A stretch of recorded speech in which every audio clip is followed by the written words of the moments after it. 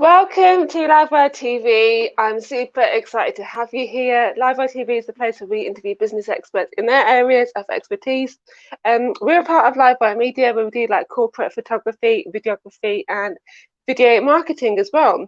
And over the last few months, we've been talking a lot about marketing and how businesses can implement various marketing strategies on growing their business essentially. And I'm super excited to bring on my next guest because we're going to be talking all about how you can launch your business internationally, even in a global pandemic. So, Jessica, I'm going to hand it over to you to give us a brief introduction as to who you are. Hi, everyone. Thank you for having me, Rohini. So I'm Jessica, the director of Ambassadora. We are a specialized network of specialized interpreters and translators and scholars, sorry. We are very talented in not just translating branding to fit target audiences, but also supplying ongoing support onwards. So we can tell you where it's best to put your exhibition, what the local culture is, what you need to keep in mind, and where we can represent you at those places as well. So if you can't get to a location to seal that deal, then we can send someone in that language to represent you and sort all the business out on your behalf. Tell us a bit about your background. My background? Yeah. Because I Well, imagine that you didn't just wake up one day and thinking, I want to go into translating. no. Well, I did study a bit of French at school. That was my favorite language. But what really got me into it was I learned Greek because I lived in Greece for 6 years and then came back and had my son. His father is Spanish, so I learned Spanish in order to teach my son Spanish. And that seemed to have happened miraculously within a few months. So I thought, okay, let's pick up Russian, and that might be a challenge. Turns out Russian is more or less the same pattern throughout with a few more twists and turns. So yeah, after learning Spanish, I was invited with Cardiff University to take on a translation degree. So I did that and formed my business in my penultimate year, doing a Wow. master's. Just out of curiosity, how many languages do you speak? Well, those mentioned really, but then the Russian, I can't really say I speak it because I have a terrible accent. It seems my tongue is just not meant. Can you give us a little demo? Yeah, I can read and write and all of this, and I try to speak, but I'm just so ashamed, which is it's something that you need to get over. It's one of the major barriers for people speaking other languages, and I was able to overcome it with Spanish and Greek. Maybe I have not had enough access to Russian speakers to practice it. So you went from school learning about languages in school. How did you then start to apply that into your business and into your life, essentially? Well, I was coming to the end of my degree and I realized that, okay, not many options open. Well, there are, but I was looking at how other businesses treat freelancers. And I didn't really like the disrespect that a lot of translators were getting because, well, they offer them really low rates and they don't pay them for months afterwards. And there's a lot of issues with people, having like huge degrees, because a major thing in my business is we all have a degree in translation, and then after we have our specialized field. That's a major thing for us, and translation agencies don't always value the expertise translators have, especially when it comes to the medical field and scientific text and legal documents, which have to be absolutely accurate. So the majority of them, they tend to just use anyone who's dual language or multilingual and think that they can translate and they've studied the strategies and all of this behind it. So what has language got to do with launching your business into an international market? And businesses who are trading or they're selling products or they're selling services internationally already need to take into account that the majority of internet users are non-English speakers. So if you consider that 89% of Spain do not speak English and only 15% of Portugal do, But then with those two languages, you've also broken into not only those two big European markets, but also you're in South America now and the Caribbean countries. If you want to add France onto that list, only 24% of France speak English. So that's a huge economy to enter. But then you've got the African speaking cultures, and also in Canada. And the list goes on. I mean, you know, Germany, everyone likes to say everybody speaks English and German. Okay, then, but only 52% of them do. And what about the rest of them? But also, what about as a consumer? When I see a product in English, this looks great. I'm going on the website because they claim to sell in Germany. But the product's not in German. So how do I know this isn't just some dodgy website? And actually, would you type the bank details into an account which is not in your does if the business owner does want to launch into another market that doesn't necessarily speak English, do they then have to learn that language? No, but they can if they want to, if it saves on costs. So it all depends on what would be right for them. So absolutely not. I mean, we could provide really cost-effective solutions. Let's take social media. There is a package that we could say, we'll set it up and we'll communicate with your audience in that language for you for a period of 3 months and hand it over to you. It's up to you if you want to hire someone who you've already got representatives in that country to take over. Or we can also create a database of your frequent answers translated, but also translated with your style of language. So if you look at like my favorite makeup brand, Charlotte Tilbury, she addresses people as darlings and dears and stuff like that. There is a way that she speaks which correlates to her branding and the customer experience. So we can create a database with that. So, I mean, they have a translation within Instagram, for example, which is pretty good if you just want to find out what they're doing. But then you can just copy and paste from my database the exact response that you want in the register and the style. So, which would be cheaper. And then you wouldn't have to rely on us to communicate with your audiences. And then, you know, that's what we like to do, connect you to the cheapest. Yeah, but not all social media platforms have that. I mean, I've seen posts in different languages, and there isn't an option to translate it, unfortunately. Absolutely not. Yeah, that is also, well, there are quite a lot of things out there, but my issue is they're not very that good. So there are so many solutions that we can do anyway. We can just be there and say, okay, we'll just reply to them and let you know, okay, this client wants this, he's asking this. Or if I've already got a brief or a manual of your business, I'll just go and answer them straight away in that language. So there is not an issue after you've translated. That's why we like to provide the ongoing support afterwards. Say, okay, you are spending, or you're making a lot of money in this market. You're going to open up shop here. It might be cheaper for you. Instead of exporting, why don't you get the place, a factory there, and start working from there? So it's very specific to each industry and each business. So. What got you hooked into this particular industry?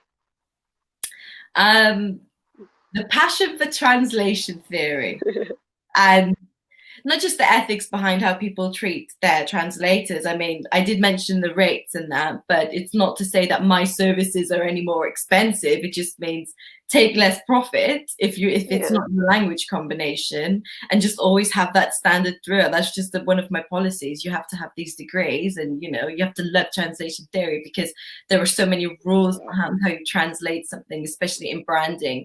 People spend a lot of time and energy perfecting the content, and they're thinking about the alliteration and the phonetics, like, oh, that sounds great, or like this, it sounds a bit technical. And that's what we can find. It's not a computer that can do that for you. So amazing. Guys, if you've got any questions about launching your business internationally, drop them in the comments below and we will be sure to ask them for you. I mean, Jessica is an absolute legend in her space, really. I mean, talk to us a bit about your experience and the kind of people that you've worked with in the past. Well, I can't really mention a lot of them because I'm like you're still working with them.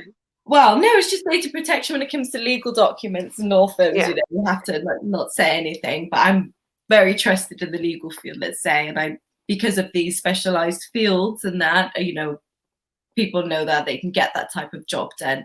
But let's say for branding, my favorite one is my most recent. I've been working on all of it last year, but I haven't really told anyone. But it's by Aaron Wallace Cosmetics. It's a black male cosmetics range.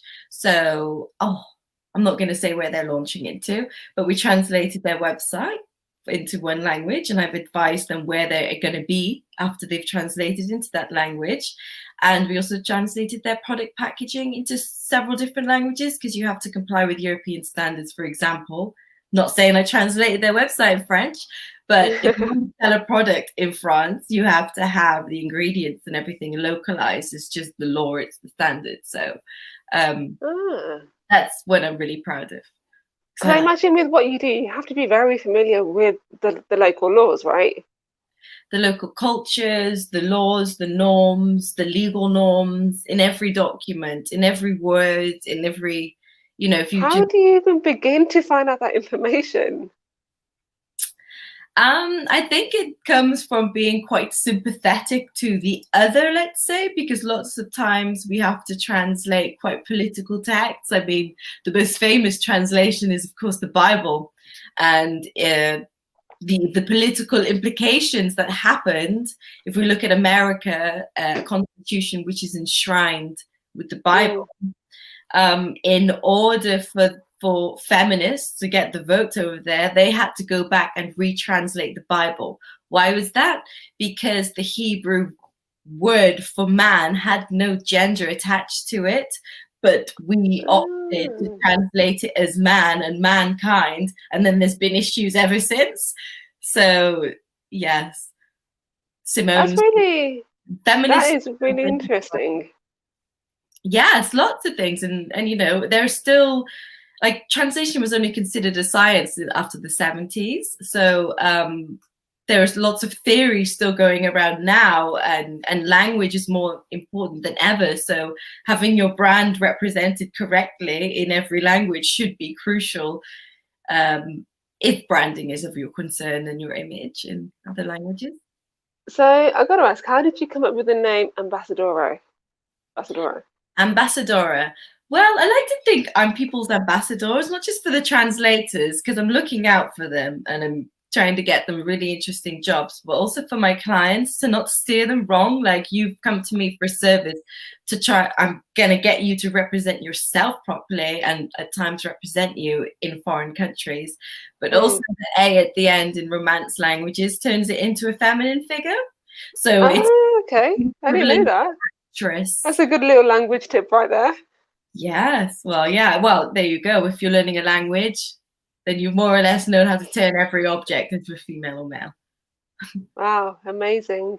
How long have you been in this field for then? I would say I've been studying translation for many years now, but let's say interpreting has always been around me since I moved to Greece when I was 19 and learned Greek. And what did you move to Greece for? Oh, the sun. I was in Denmark first. Okay. So the sun, and it was just okay. I was young. I've got my passport, and then I was only planning to go for a month, and it turned into 6 years. And then my life there, it was great. So you've lived in different countries then? Yes, I spend a lot. I think it's very important.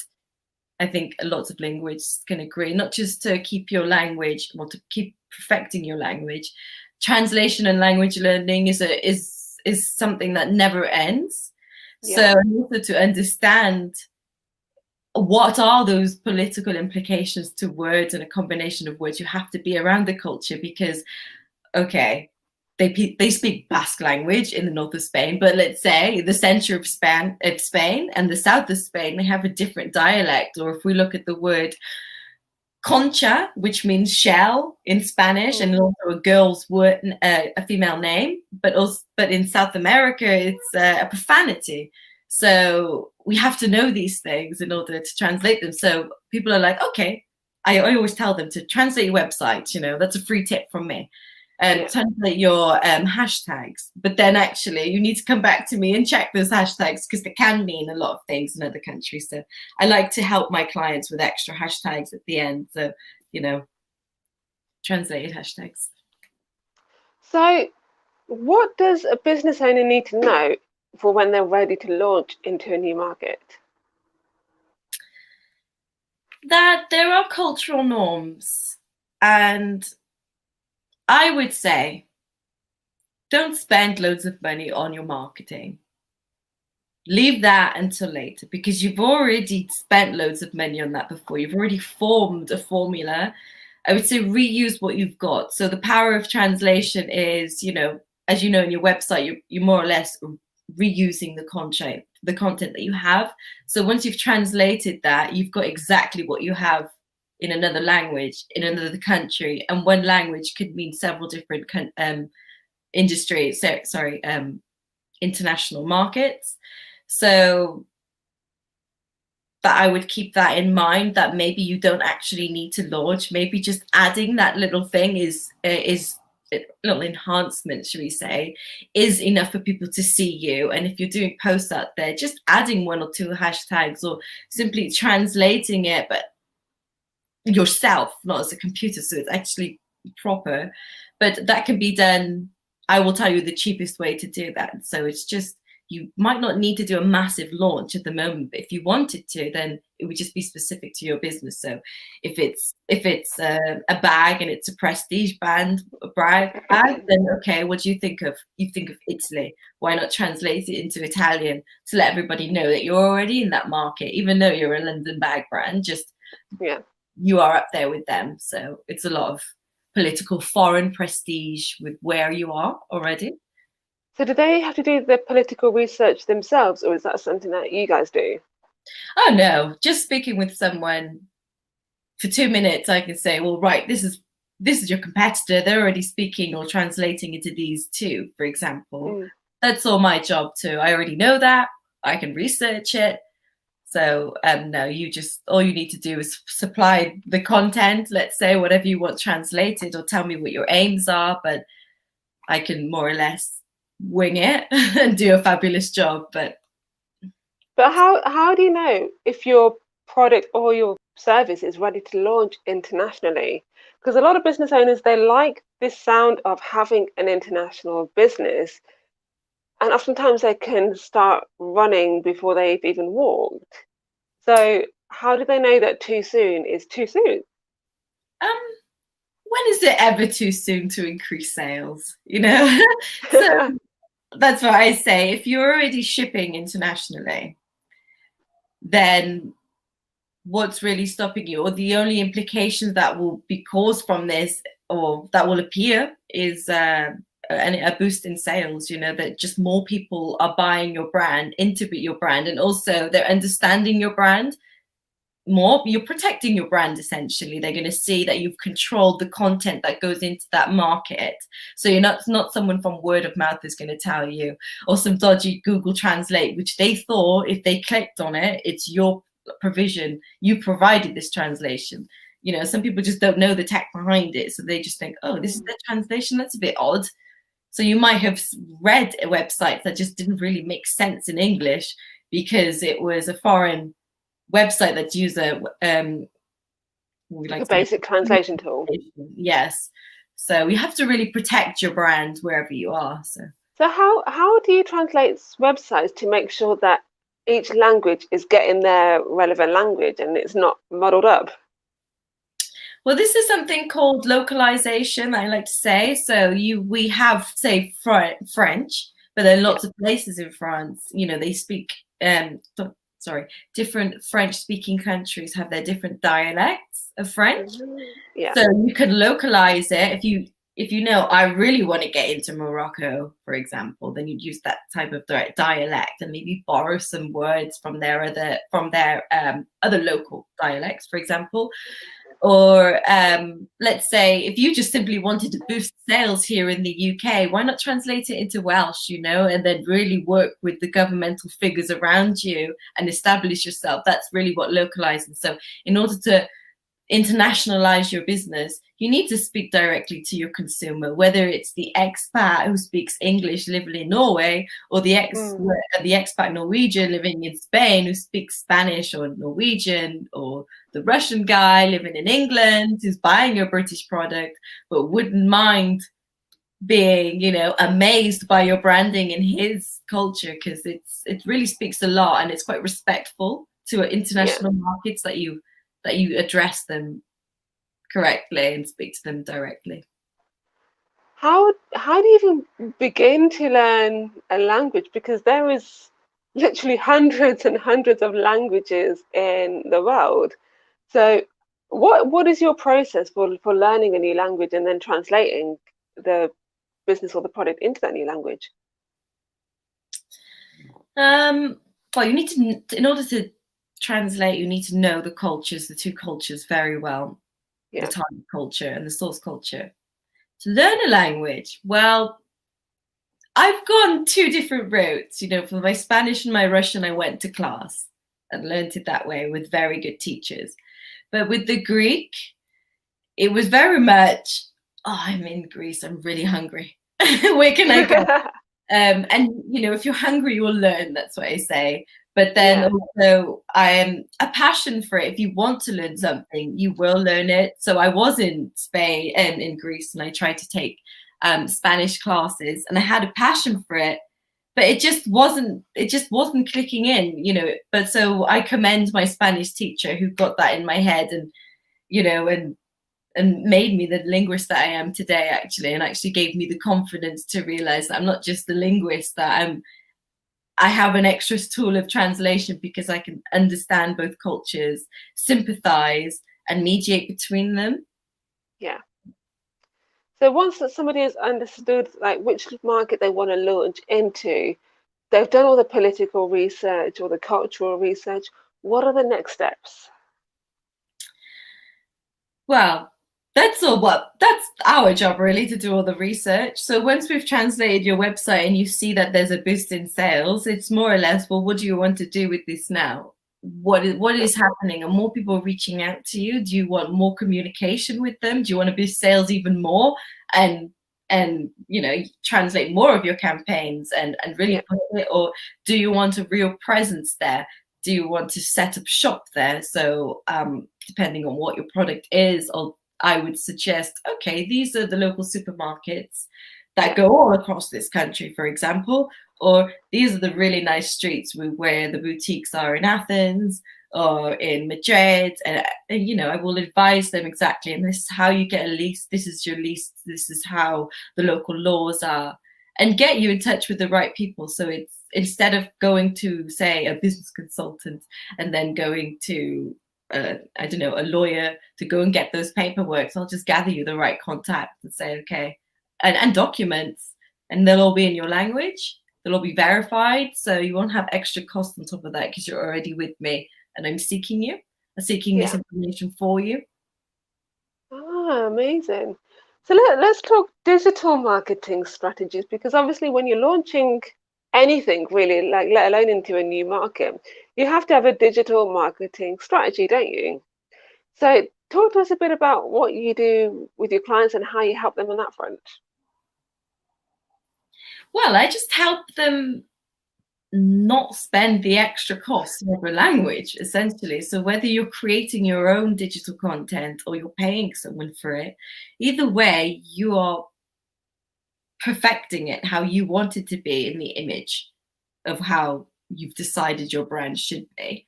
And only you can pitch your brand properly. So I replicate that, essentially. So if that's what you're putting out, then put it out in this language, localize it like this, and do the exact same thing. You know, let everybody know that you are established in that industry, protect your brand, and what more do you need? You already know your brand is doing great in English speaking markets. So if there could be a boost abroad, then perhaps that is because 89% of Spain can't read what your product does, you know, and all of the statistics I've previously mentioned. So what's the most interesting language that you've had to translate? Interesting language. Oh, all language is interesting. I have to say Welsh. Come on now. Really? Why Language, Welsh? a Celtic language, can't really get better than a Celtic language or Arabic, actually, because you can't deny how important the Arabic language has been to our society, to our culture. Can you give us a little demo of some Arabic? I do not speak Arabic. This is just what a client has spoken to me. Okay. I asked them to translate for them, but I have like learned a few phrases from being around Arabic speaking people. But I don't know if I would like to shame Arabic by even trying to pronounce it. Someone did say like a child and then laugh. It was quite embarrassing, but I just love the language and what it has achieved for us. I mean, if it wasn't for the Arabs and the Arab culture, we would still be thinking that every illness that we got was a curse from God and therefore don't do anything about it because we deserved it, you know? So yeah. it's amazing what translation has brought to society. And Talk to us a bit about then, like what exactly has language brought to society then? Well, apart from communication, obviously.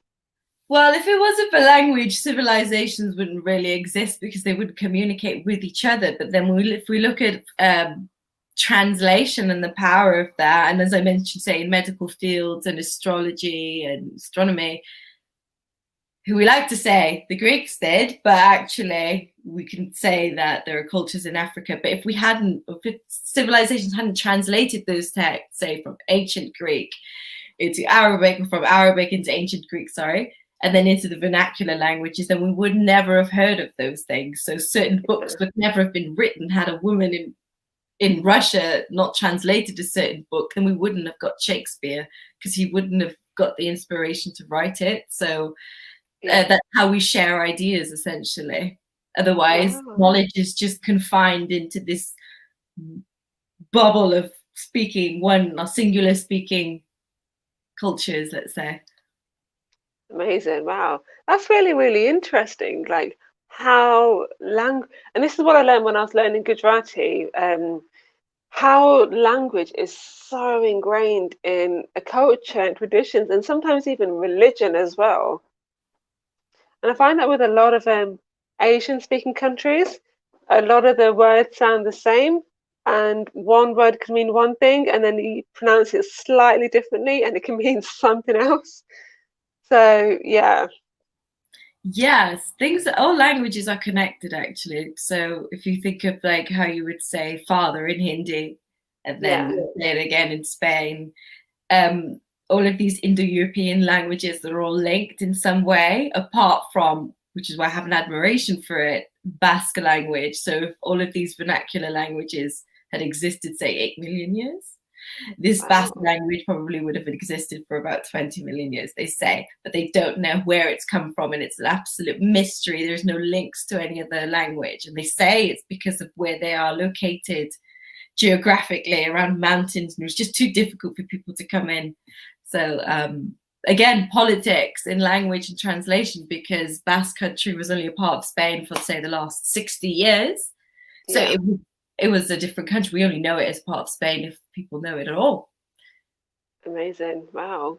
So let's go back to digital marketing then. So you mentioned earlier that companies supply you with the content that they want you to translate. What are the do's and don'ts of launching into a new market? Not asking me.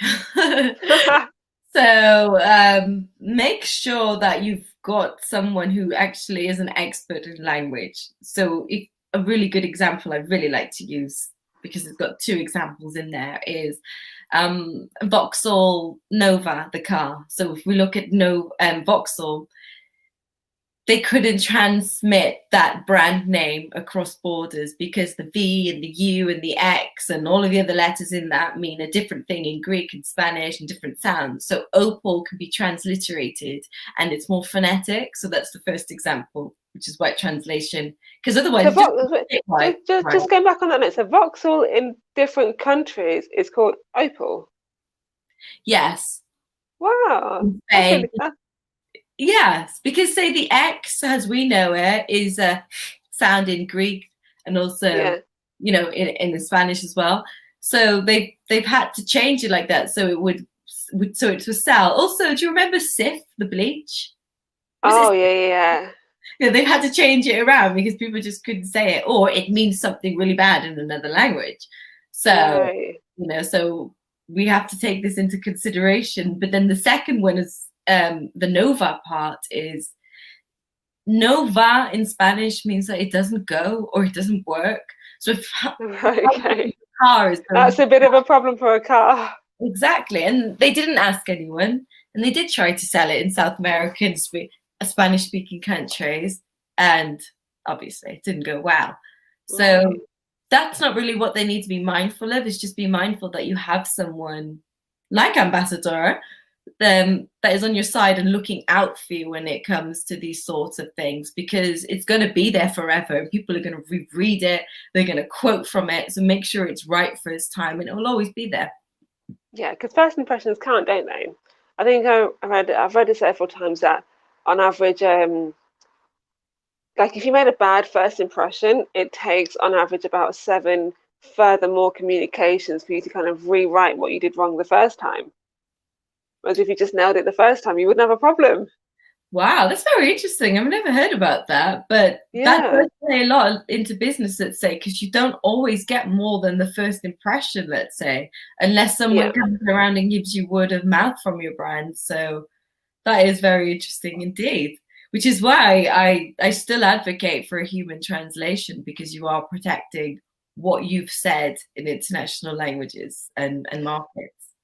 So what are the disadvantages of what are the advantages and disadvantages of working with someone like yourself versus having it all automated for you? Well, the disadvantage of having it all automated for you is that, well, did you get a computer to produce your fabulous content in the first place? No.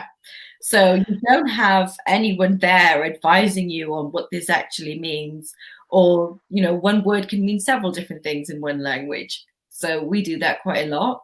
And so we need to regulate that. And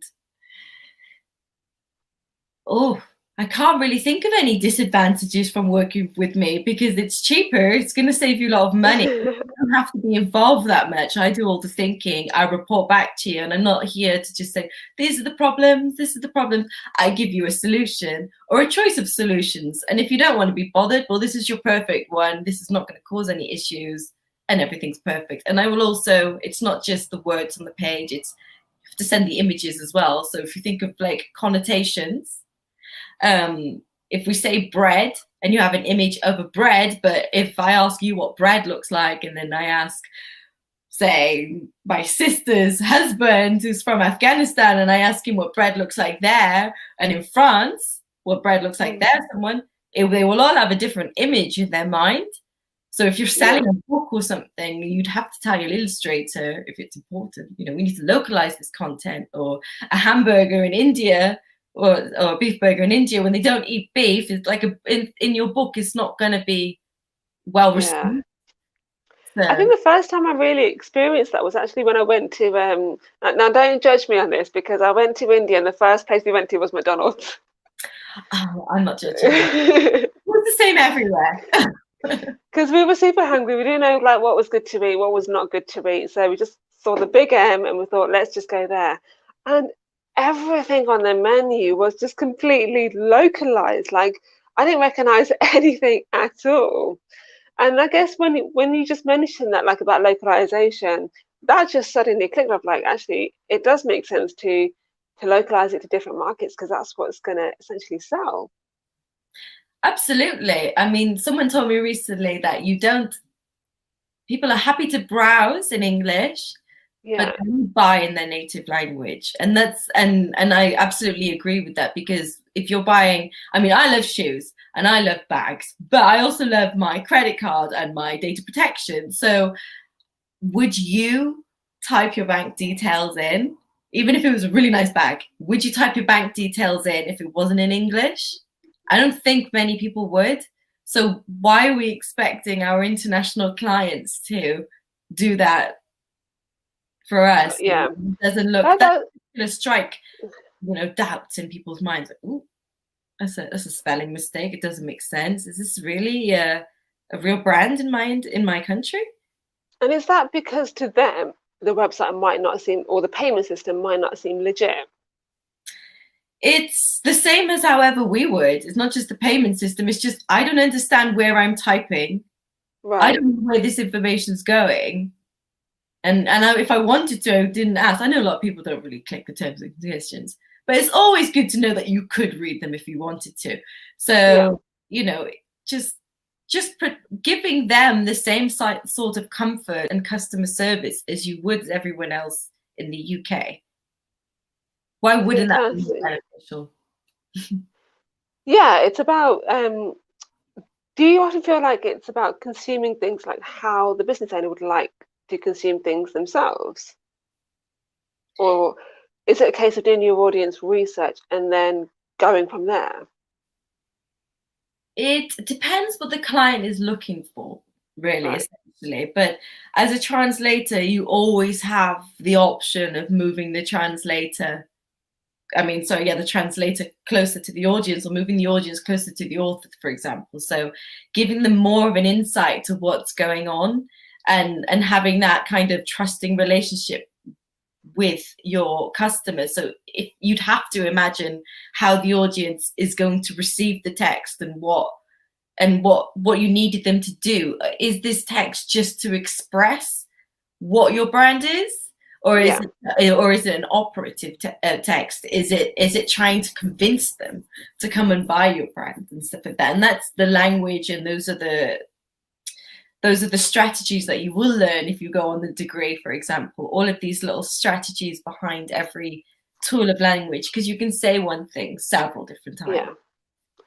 So once the company has got the language part nailed down with your help, what else do they need to then know to launch successfully into a new market?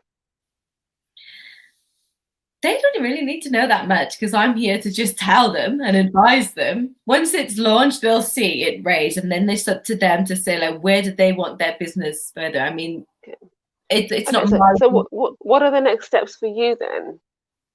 My next steps is just to ask them, where do you envision your place to be?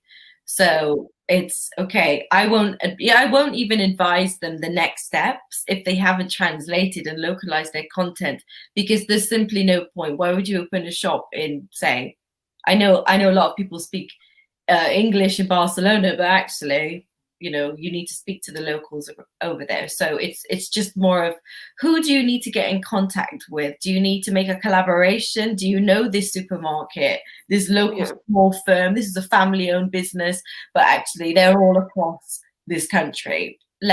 How would you like to have your deal with them? Because I'm not there to make the deals. I'm just there to facilitate communication. So if they wanted to approach them in a letter and email, they would draft that email.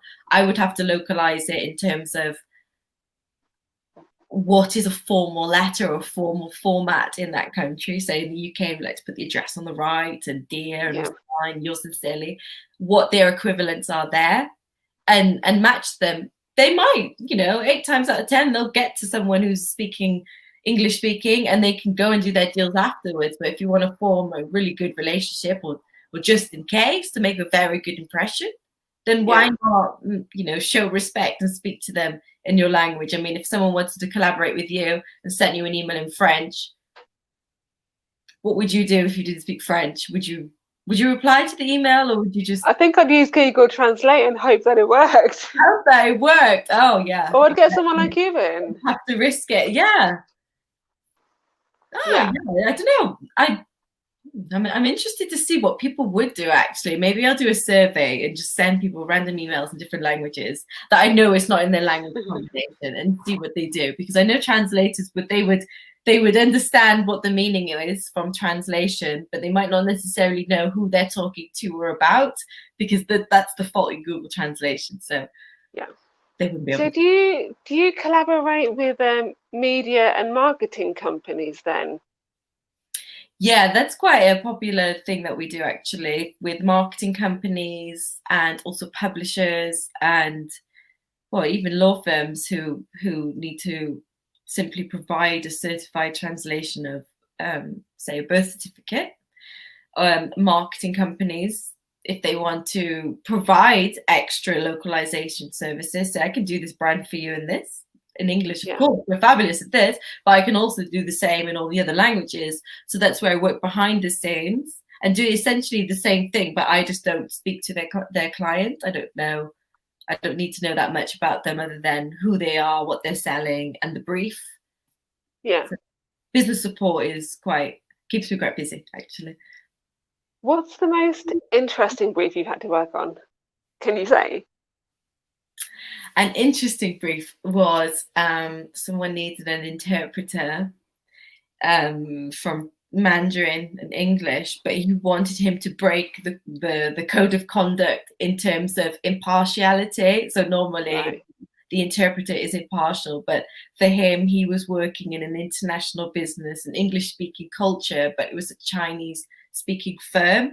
So he found himself going into meetings with an impartial interpreter who would stand right next to the person he's trying to make deals with, translate, and sometimes he would interpret things into his ear and the client would not understand, and he would often lose the deal. So he was asking me if he could have someone impartial too and translate those things that he's saying in the ears and what's going back and forth. That was quite interesting because we do a lot of lectures on ethics and neutrality and stuff like that, and actually you can only stay loyal to your commissioner. So it was just actually we can't not do that. Wow, interesting.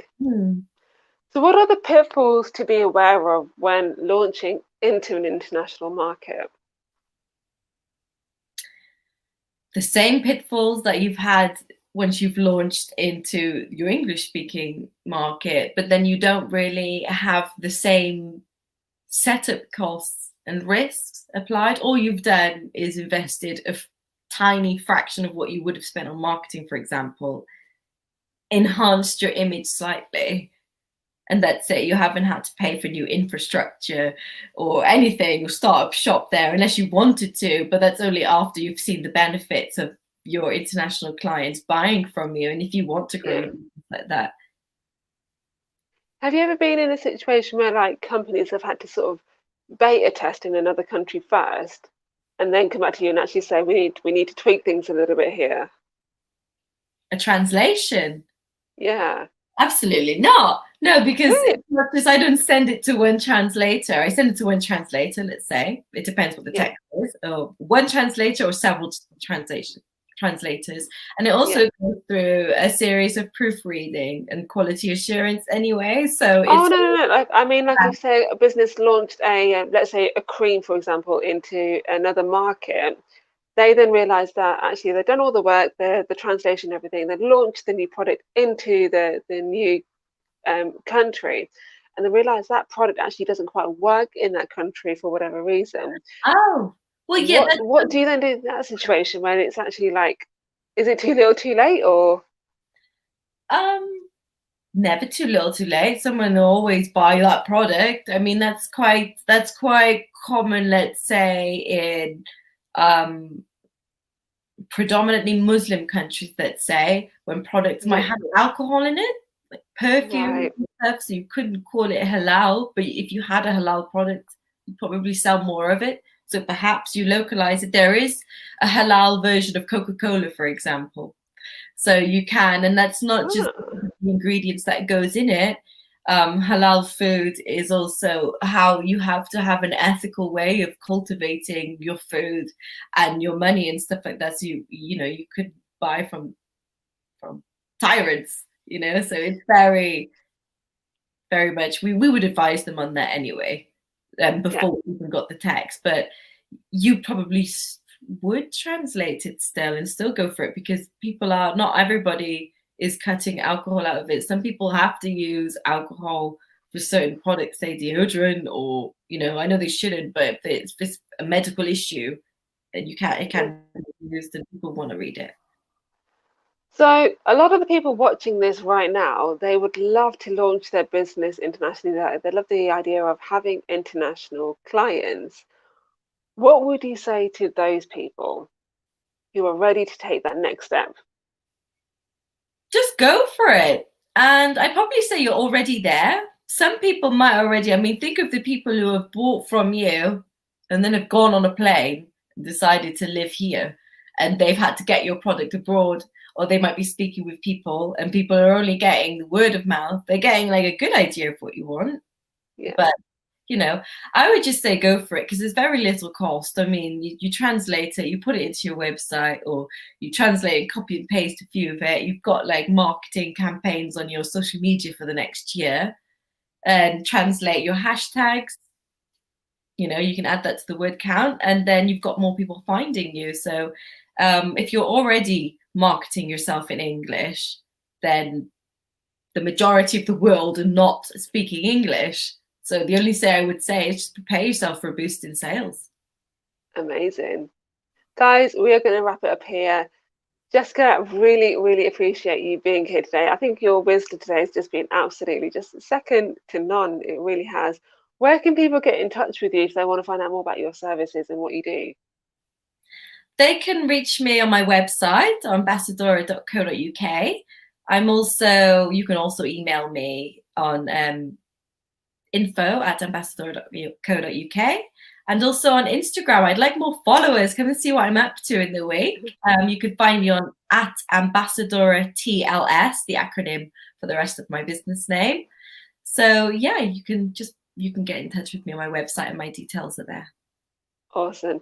Guys, make sure you join us next Tuesday at the same time, 12 p.m. UK time. We're going to be talking all about how to overcome the fear of sales, which I think is actually quite ties in quite nicely with what we've talked about today in terms of launching internationally as well. So I'm super excited to delve into that conversation with you guys next week.